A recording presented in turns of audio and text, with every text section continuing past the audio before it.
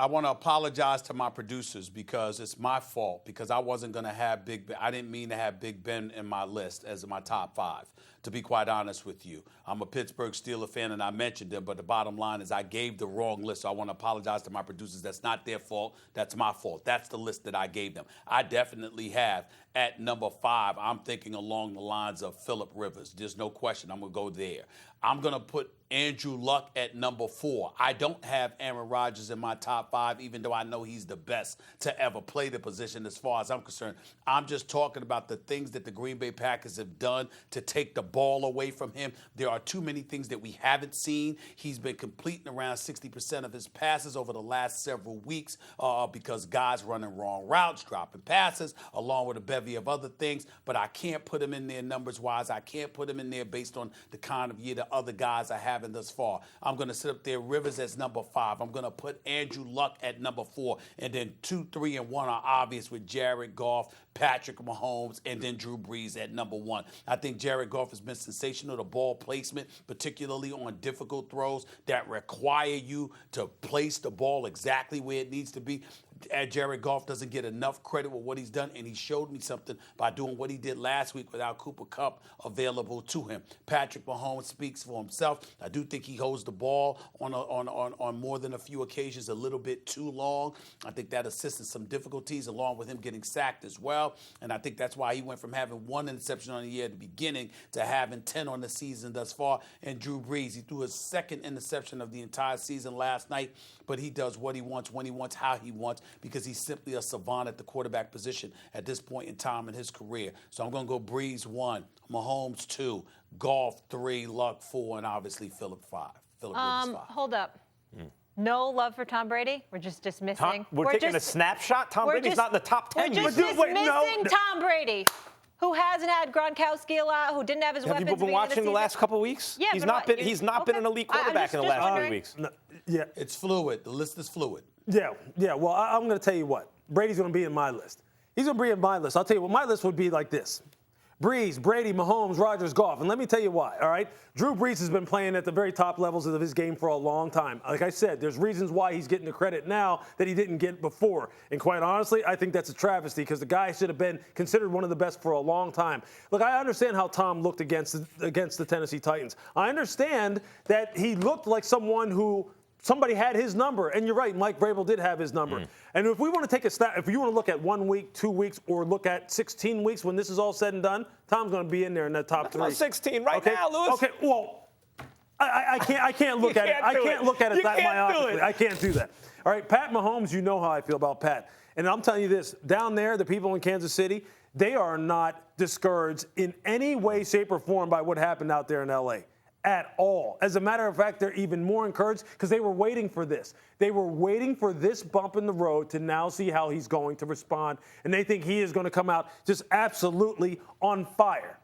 Aaron Rodgers right now, who I have at number 4, I think, you know what? It's funny how I'm going to mention Aaron Rodgers and Dak Prescott at the same time.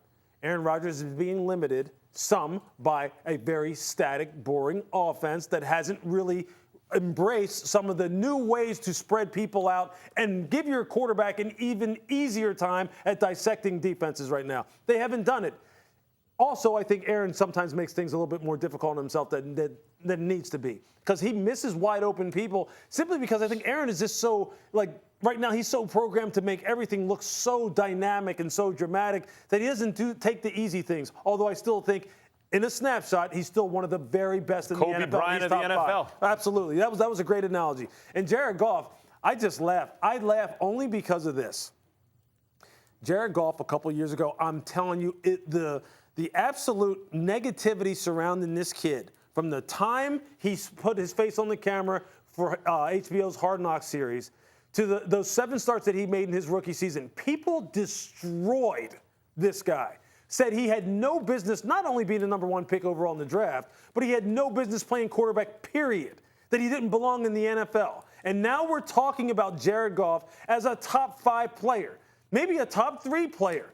People said he didn't have arm strength to throw the deep ball, which was absurd if you watch this Cal tape. Beautiful ball. Exactly. People said that he didn't have the mental aptitude to digest a whole lot of information and a lot of volume. Do you know how much responsibility Sean gives him out there?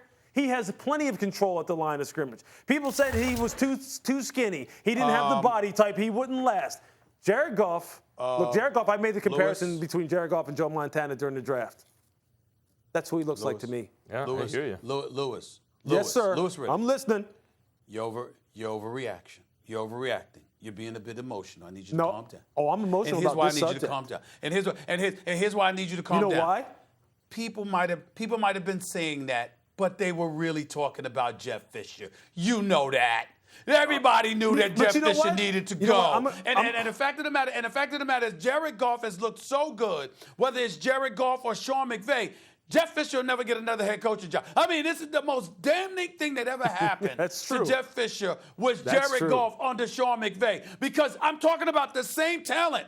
1 year later, with pretty much nothing but a different coach, he looked like a completely different quarterback. And everybody was like, we were looking at Jeff Fisher for the longest time. Max even is, I witnessed all this. Who talked about Jeff Fisher religiously? I mean, the only person I talked about more than Jeff Fisher was Marvin Lewis. I mean, that's how bad it was. And Marvin Lewis doesn't deserve that. Jeff Fisher, 22 years as a head coach. Jeff Fisher, 22 years as a coach. 16 years, you missed the playoffs, and people were talking about this man like he deserved to be a head coach in the perpetuity. That was utterly ridiculous, and that was what they were talking about with Jared Goff. The jury was still out on Jared Goff because we needed to see him with another coach because we knew Fisher wasn't it. Hey, real quick, Phillip Rivers, I love him all year. I've been touting him. Bad mental error to lose that game. Like, it makes you think the Chargers are snake bit, and maybe it's not just snake bit. Maybe the quarterback needs to be better in those situations. The numbers are there. And I'll say this, you cannot sleep on luck. Louis Riddick, what this man has done recently on that team. I'm with you.